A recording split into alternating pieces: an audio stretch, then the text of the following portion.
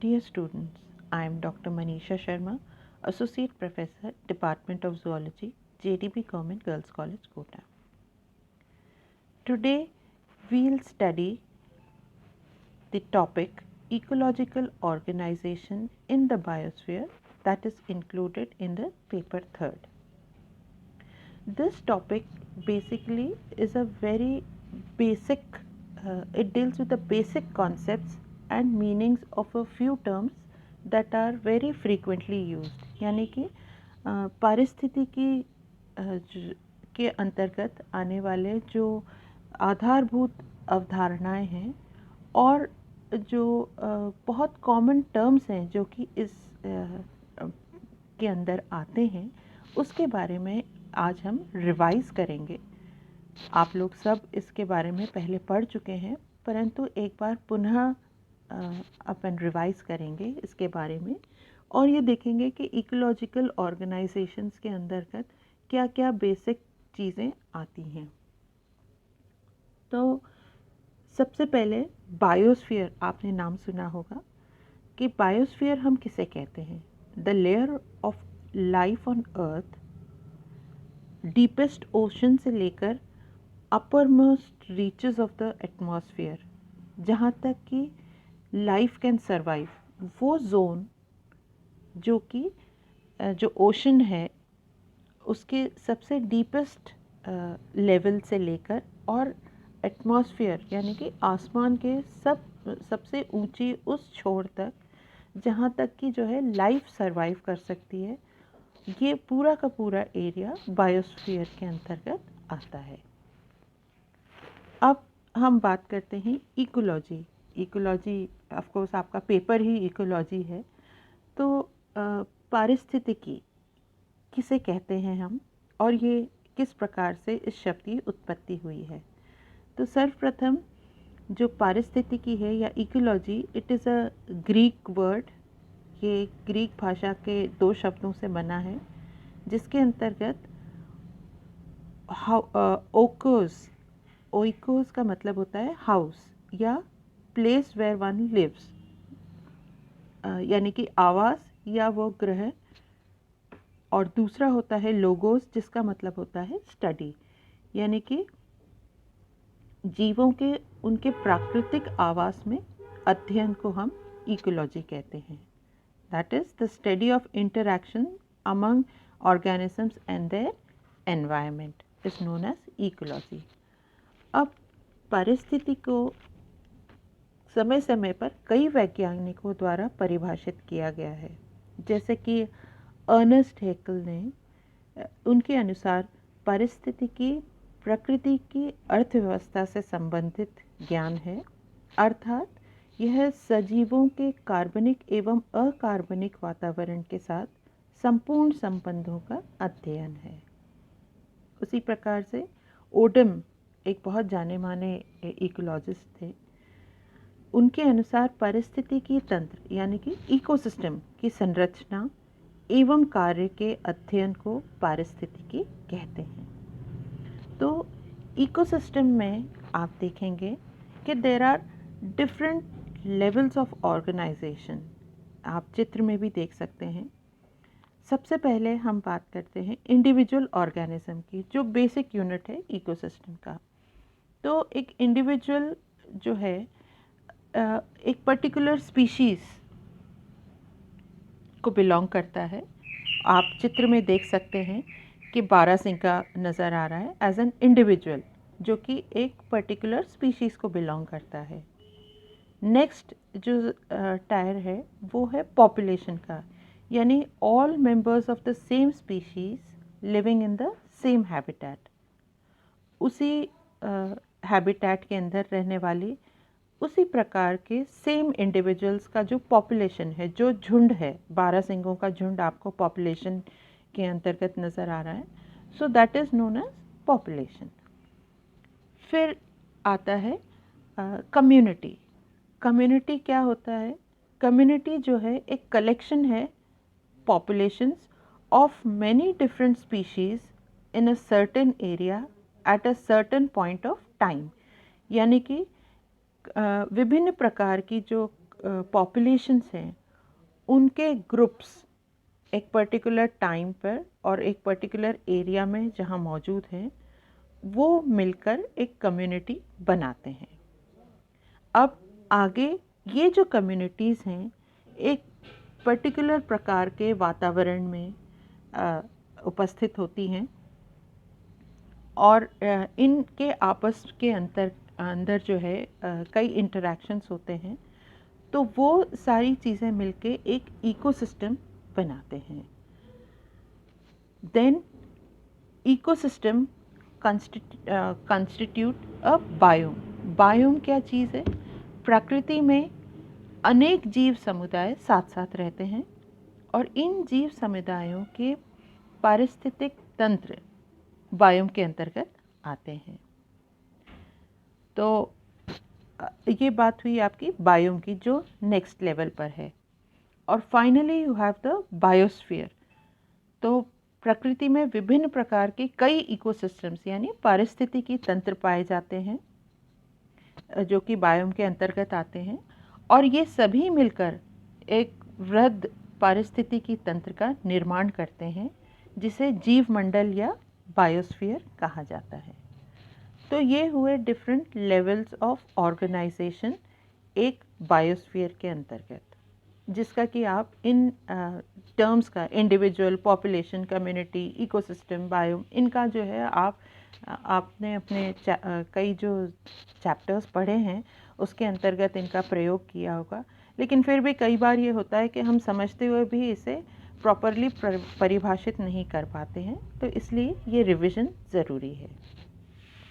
अब बात करते हैं हम एनर्जी फ्लो की, कि energy flow in the biosphere एक बहुत महत्वपूर्ण प्रक्रिया है जो कि होती है क्योंकि पृथ्वी पर जीवों का अस्तित्व ऊर्जा के प्रवाह व पोषण पदार्थों के पारिस्थितिकी तंत्र परिसंचरण पर ही निर्भर करता है।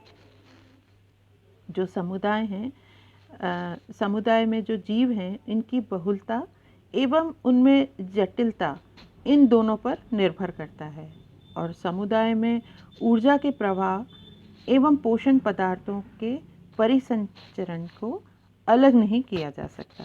तो ये जो ऊर्जा जो प्राप्त होती है जीवों में, एक कार्य जो है सीधे ऊर्जा के उत्पादन पर ही निर्भर करता है और अगर ऊर्जा अधिक उत्पन्न होती है तो कार्य भी अधिक होते हैं। तो ये ऊर्जा किस प्रकार से बनती है और किस प्रकार से एक लेवल से दूसरे लेवल पर पास ऑन होती है उसके बारे में आपने पढ़ा होगा। तो इसमें आपने एक टर्म पढ़ा होगा ऑटोट्रॉफ्स। ऑटोट्रॉफ्स किसे कहते हैं? तो ऑटोट्रॉफ्स जो है बेसिकली वो ऑर्गेनिजम्स हैं जो कि अपना भोजन स्वयं बना सकते हैं, बेसिक न्यूट्रिएंट्स और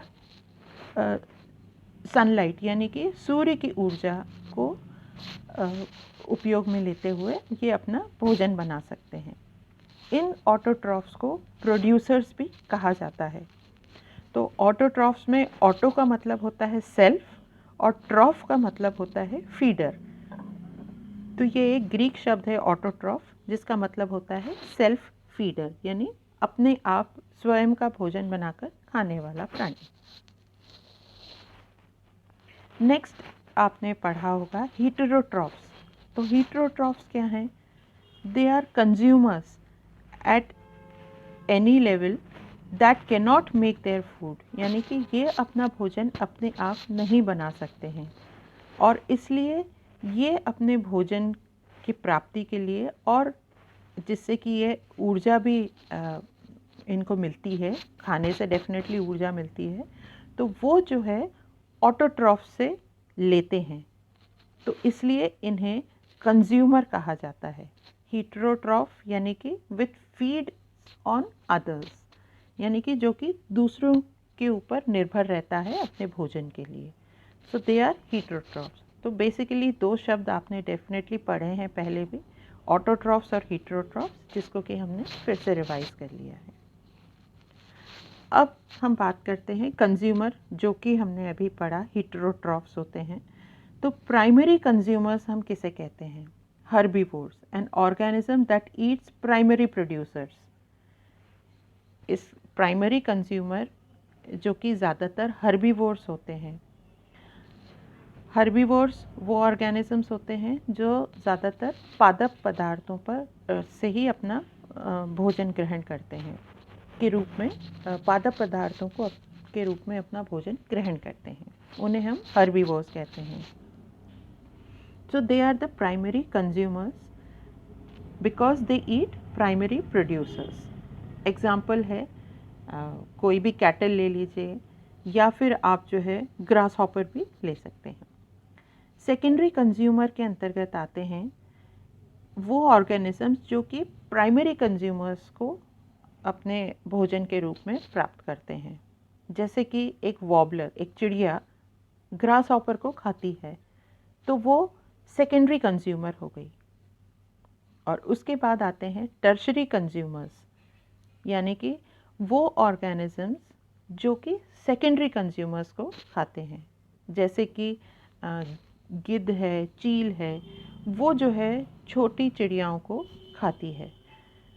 तो इस प्रकार से आप देखेंगे कि 3 लेवल हैं कंज्यूमर्स के: primary consumer, secondary consumer and tertiary consumer. अब हर्बीवोर जैसे हमने बात करी थी, herbivore is an organism that only Yeats producers. वो केवल और केवल प्रोड्यूसर्स से ही अपना भोजन डिराइव करते हैं हर्बीवोर्स. एग्जाम्पल हैं deer, mice, small birds, squirrels etcetera. Carnivore is an organism that eats other animals, जैसे कि लायंस हैं, शार्क्स हैं, वुल्फ्स हैं. ये सब के सब कार्निवोर्स में आते हैं जो कि प्राइमरी कंज्यूमर्स को खाते हैं. और ओमनिवोर वो ऑर्गेनिज्म हैं that eats both plants and animals, यानी कि पादप को एवं अन्य जंतुओं को दोनों ही को खा सकते हैं ओमनिवोर्स. तो bears are good examples of omnivores. Bears जो है फिश भी खाते हैं और बेरीज भी खाते हैं, यानी कि फल भी खाते हैं और छोटी मछलियाँ और छोटे एनिमल्स भी खाते हैं जो भी उन्हें पानी में प्राप्त होते हैं. तो इस प्रकार से बियर एक ओमनिवोर होगा. तो you have studied herbivore, carnivore and omnivore, जो कि आप पहले से भी जानते हैं. अब ये कार्निवोर्स एंड ओमनिवोर्स के चित्र हैं. स्कैवेंजर्स डेफिनेटली हमने अभी नहीं पढ़ा है. Scavenger is an animal that feeds of dead or decaying animals but does not kill them. तो स्कैवेंजर्स वो होते हैं, जैसे मैंने बीच में आपसे बात करी थी वल्चर्स की, गिद्ध की, हाइनास हैं, क्रैब्स हैं. ये जो है जो डेड और डीकेइंग एनिमल्स होते हैं उन्हें उनके फ्लैश पे फीड करते हैं, परंतु ये उन्हें मारते नहीं हैं. मारा कि अन्य प्राणी द्वारा जाता है, जो कार्निवोर होता है उसके द्वारा मारा जाता है. परंतु जब वो कार्निवोर उससे उसके खाने के बाद जो कुछ भी बचता है उस मरे हुए एनिमल में, उस पे जो है ये फीड करते हैं. और एक तरीके से बहुत बड़े ये सफाई करने वाले माने जाते हैं, क्योंकि जो है ये डेड और डीकेइंग मैटर पे फीड करते हैं. फिर आते हैं डीकम्पोजर्स. डीकम्पोजर्स वो ऑर्गेनिजम्स हैं जो कि ब्रेक डाउन करते हैं कॉम्प्लेक्स ऑर्गेनिक मॉलिक्यूल्स को सिंपलर मॉलिक्यूल्स के अंतर्गत, जैसे फंजाई और बैक्टीरिया. ये जो है माइक्रो लेवल पे एक्ट करते हैं, क्योंकि कॉम्प्लेक्स ऑर्गेनिक मॉलिक्यूल्स को ये सिंपलर मॉलिक्यूल्स में परिवर्तित करते हैं. अब जैसे जैसे हम इकोसिस्टम की बात करते हैं तो आपने ट्रॉफिक लेवल्स के बारे में भी पढ़ा होगा. तो ट्रॉफिक लेवल क्या है? Trophic level is a category of living things defined by how it gains energy. Trophic level वो कैटेगरी है लिविंग थिंग्स की जिसमें हम ये देखते हैं कि ये किस प्रकार से ऊर्जा प्राप्त करते हैं. तो कई प्रकार के ट्रॉफिक लेवल्स उपस्थित होते हैं एक इकोसिस्टम के अंतर्गत.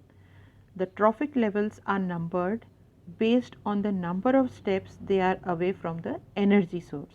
मतलब एनर्जी सोर्स से ये कितने पास हैं और ये कितने दूर हैं, उसके बेसिस पर इनका नंबरिंग किया जाता है ट्रॉफिक लेवल्स का। तो फर्स्ट ट्रॉफिक लेवल के अंतर्गत आते हैं, क्योंकि प्रोड्यूसर्स या ऑटोट्रॉफ्स जिसके बारे में हमने पढ़ा था, क्योंकि ये सबसे पहले ऊर्जा के स्रोत यानी कि सन इसके सबसे ज़्यादा निकट है। तो producers occupy the first trophic level. इसके बाद आते हैं प्राइमरी कंज्यूमर्स जो कि सेकेंड ट्रॉफिक लेवल पर आते हैं। ये सेकेंड ट्रॉफिक लेवल पे इसलिए आते हैं क्योंकि ये प्रोड्यूसर्स को खाते हैं, परंतु फिर भी एनर्जी सोर्स के पास हैं क्योंकि सिर्फ एक ही स्टेप बीच में है। थर्ड ट्रॉफिक लेवल पे सेकेंडरी कंज्यूमर्स आते हैं जो कि प्राइमरी कंज्यूमर्स को खाते हैं। और फोर्थ ट्रॉफिक लेवल यानी टर्शरी कंज्यूमर्स, वो tertiary consumers they occupy the fourth trophic level because they derive their energy by feeding on secondary consumers. तो इस प्रकार से ये चार मुख्य लेवल्स होते हैं ट्रॉफिक लेवल्स एंड इकोसिस्टम के अंदर। फूड चेन, इससे भी आप बहुत भली भांति परिचित हैं। जैसे सन से एनर्जी डिराइव करी ऑटोट्रॉफ ने, जो कि ग्रास है। ग्रास को माइस ने उसके ऊपर फीड किया, फिर माइस को जो है स्नेक ने खाया और स्नेक को जो है फाइनली फैल्कन ने खाया। तो प्रोड्यूसर कौन सा हुआ? Producer is the grass, mouse is the primary consumer, snake is the secondary consumer and falcon is the tertiary consumer. तो ट्रॉफिक लेवल्स फर्स्ट जो ऑक्यूपाई किया वो ग्रास ने, that is the producer. Second mouse ने जो कि primary consumer है। Third जो है स्नेक ने जो कि सेकेंडरी कंज्यूमर है। और फोर्थ जो है फैल्कन ने जो कि टर्शरी कंज्यूमर है। तो food chains are a way of showing a one way step by step sequence of who eats whom in an ecosystem। तो फूड चेन बेसिकली एक सिस्टमैटिक वे है जिससे कि जो है ये पता पड़ता है कि किसने किसको खाया और किस तरीके से उसने एनर्जी डिराइव करी। और जो एरोस हैं वो इंडिकेट करते हैं एनर्जी फ्लो, यानी कि किस प्रकार से एनर्जी फ्लो कर रही है। जैसे सन जो बेसिक प्राइमरी सोर्स है एनर्जी का, वहाँ से प्रोड्यूसर को एनर्जी फ्लो करती है, प्रोड्यूसर से प्राइमरी कंज्यूमर पे, प्राइमरी कंज्यूमर से secondary consumer and then finally the tertiary consumer तक ये एनर्जी फ्लो करती है। अब कई सारी जो है फूड चेन्स मिलाकर एक फूड वेब बनाती हैं। जैसे कि आप ग्रासलैंड इकोसिस्टम जो है देख सकते हैं, इसके अंदर जो है कई प्रकार से प्लांट्स जो है वो रैबिट द्वारा खाए जाते हैं। रैबिट को जो है एक हॉक खा सकता है। इसी प्रकार से प्लांट्स को जो है ग्रास हॉपर भी उसके ऊपर फीड करते हैं और उसे जो है एक लिजर्ड या एक छोटी चिड़िया खा सकती है जिसको कि जो है फिर हॉक खा सकता है। इसी प्रकार से कुछ माइस या छोटे जो वर्टिब्रेट्स हैं वो जो है प्लांट्स को खाते हैं जिसको कि जो है हायर वर्टिब्रेट खाता है एंड देन फाइनली एक हॉक जो है जैसे सांप को खा जाता है। तो ये बहुत तरीके के जो फूड चेन्स हैं वो इंटरलिंक्ड होके और एक फूड वेब बनाती हैं। So using the energy, all organisms including plants undergo cellular respiration in order to use the energy in their food. तो सेल्यूलर रेस्पिरेशन द्वारा ही ये जो एनर्जी है इसे प्राप्त किया जा सकता है। तो इक्वेशन फॉर सेल्यूलर रेस्पिरेशन आप सब जानते हैं, glucose plus oxygen gives carbon dioxide plus water plus energy. ये बेसिक प्रिंसिपल है सेल्यूलर रेस्पिरेशन का। तो अब यदि हम देखें कि जो प्राकृतिक ऊर्जा है या प्रकृति में ऊर्जा का जो मुख्य स्रोत है वो सूर्य का प्रकाश है। और हरे पौधे सूर्य की ऊर्जा को प्रकाश संश्लेषण क्रिया में उपयोग कर भोजन अर्थात रासायनिक ऊर्जा में परिवर्तित कर देते हैं, और यही जो रासायनिक ऊर्जा है या भोजन पारिस्थितिकी तंत्र में विद्यमान समस्त जो कंज्यूमर्स हैं या उपभोक्ता हैं उनके लिए ये प्रयुक्त होती है। जो कार्य करने की क्षमता है उसे तो हम ऊर्जा कहते हैं, but there are certain limits of energy transfer, क्योंकि every time energy is transferred between components of an ecosystem, the amount of energy available to the next trophic level is reduced। यानी कि जैसे एक ट्रॉफिक लेवल से दूसरे trophic level में energy transfer होती है, तो या उस एनर्जी का ऊर्जा का स्थानांतरण होता है, तो ये देखने को मिलता है कि हर लेवल के ऊपर ये थोड़ी कम होती चली जाती है। Not all of the energy captured in photosynthesis is available to the animal that eats the plant। जो एनर्जी फोटोसिंथेसिस द्वारा प्रोड्यूसर ने डिराइव करी है, वो सारी की सारी ऊर्जा जो है वो एनिमल जो कि उसको खाएगा, उस प्लांट को या उस प्रोड्यूसर को खाएगा प्राइमरी कंज्यूमर के रूप में, उसे वो पूरी की पूरी एनर्जी नहीं मिलेगी, क्योंकि वो प्लांट जिसने कि एनर्जी प्राप्त करी है सन से, वो अपने लाइफ प्रोसेसेस को भी लीड करने के लिए काफ़ी एनर्जी यूज़ करेगा। इसलिए so primary consumers do not digest, और फिर उसके बाद जो प्राइमरी कंज्यूमर है वो जो प्लांट मील है उसको पूरा का पूरा डाइजेस्ट नहीं कर पाता है, क्योंकि जब वो खाता है तो उसको चबाने में, उसको स्वॉलो करने में, फिर वो जब उसके आंत्र में पहुंचती है तो वहाँ पर जो है उसका डाइजेशन होता है। डाइजेशन के बाद उस प्रोडक्ट का एसिमिलेशन होता है। तो इन सब प्रक्रियाओं में भी एनर्जी लूज़ होती है, या in the form of thermal energy.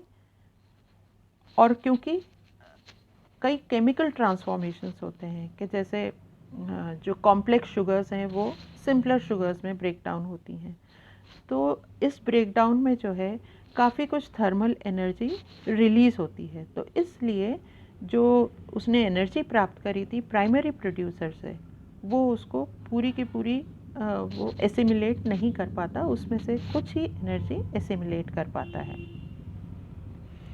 तो कहने का मतलब ये है कि every time that energy is transferred from one level producer to primary consumer, from primary consumer to secondary consumer, from secondary consumer to tertiary consumer, तो काफ़ी energy loss बीच में होता चला जाता है। इसलिए इसे कहा जाता है कि लिमिटेड एनर्जी ट्रांसफ़र होती है।